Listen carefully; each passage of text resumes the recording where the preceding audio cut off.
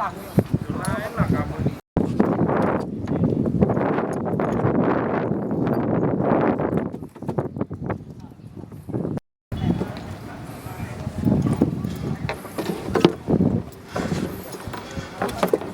Ini yang kursinya masih utuh ya Pak ya?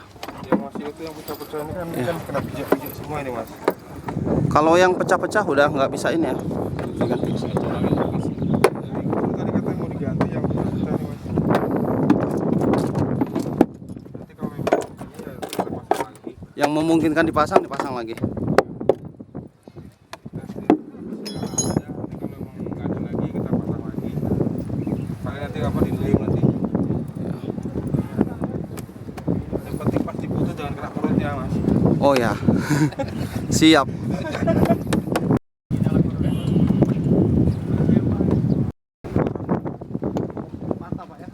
Patah nih kayaknya nggak tahu patahannya kemana dibuatnya